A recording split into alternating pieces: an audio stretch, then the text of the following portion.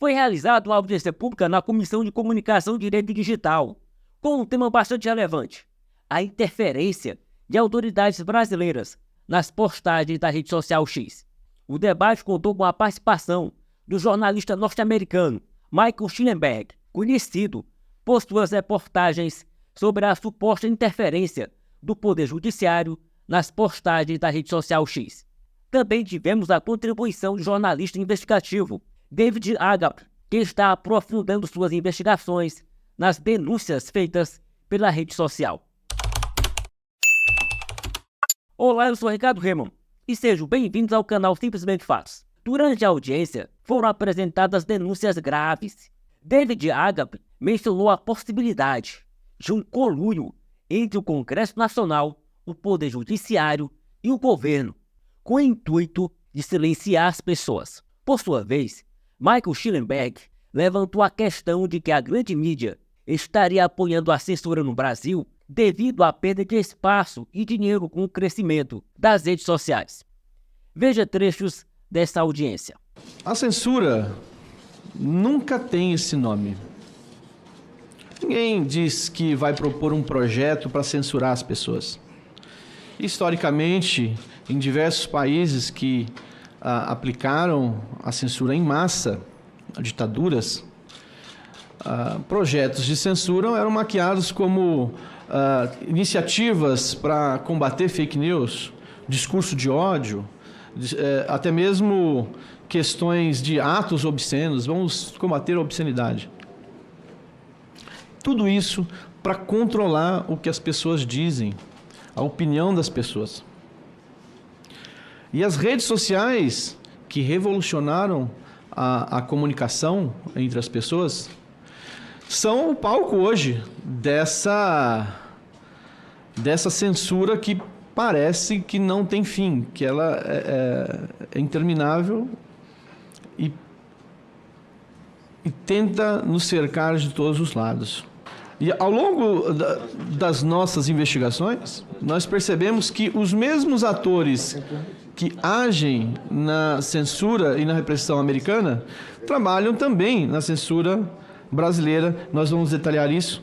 E tudo isso começou a ser revelado a partir do Twitter Files americano, e que o Elon Musk liberou os arquivos internos de conversas do Twitter para jornalistas investigativos, grandes jornalistas investigativos como Matt Taibbi, Bari Weiss e o próprio Michael Schellenberg. Tudo isso deu origem à teoria, aos estudos do complexo industrial da censura.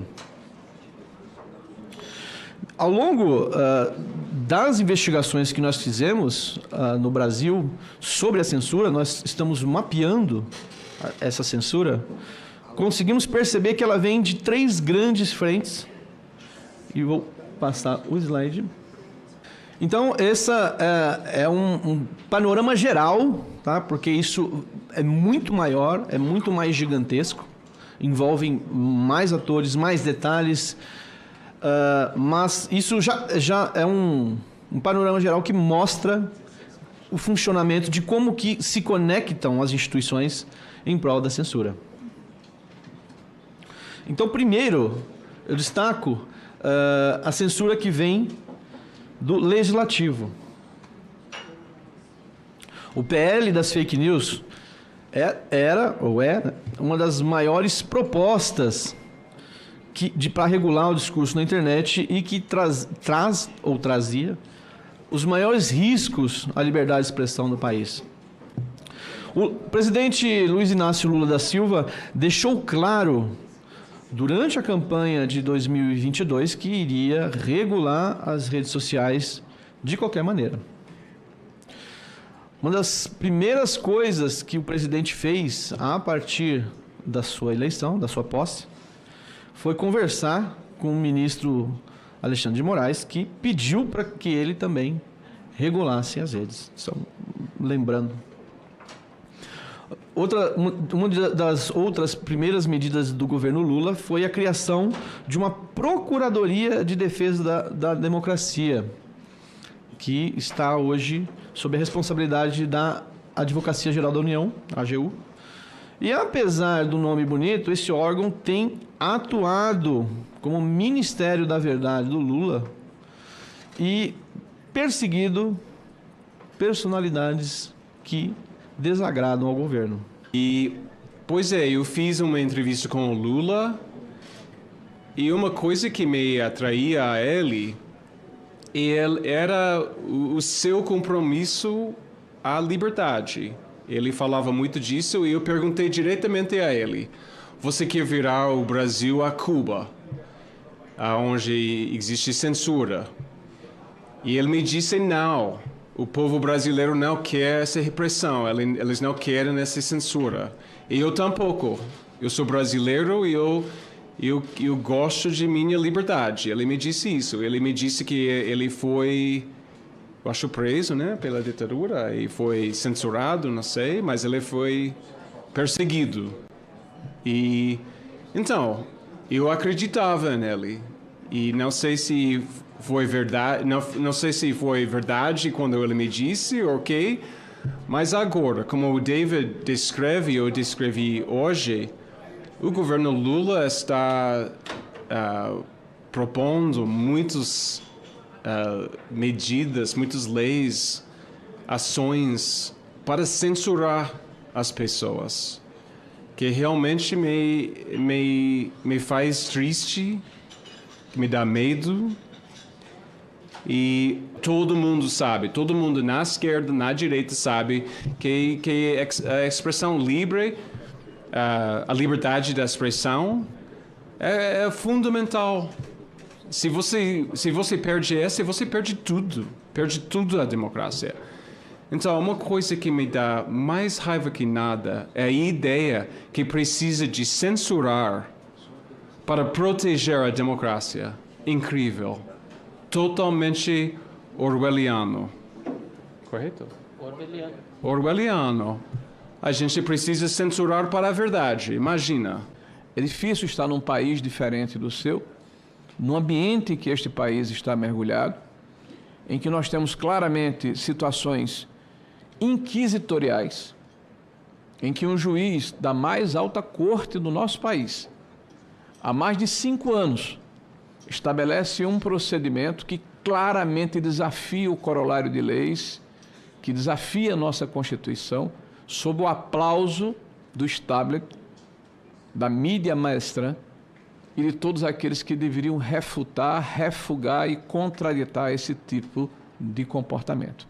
Então, quero dizer a Vossa Excelência é um homem de coragem que nos inspira, tá? E que nos faz enxergar a nossa responsabilidade de resistirmos, de fazermos a nossa parte. Como se explica que jornalistas da grande mídia, ou a grande mídia institucionalizada, defenda, como tem defendido no Brasil, pessoas importantes que estão nos grandes meios de comunicação, essa institucionalização de controle da imprensa, da mídia e de opinião das pessoas. Qual é o sentido da grande mídia defender que haja uma intervenção na sua própria liberdade de expressão?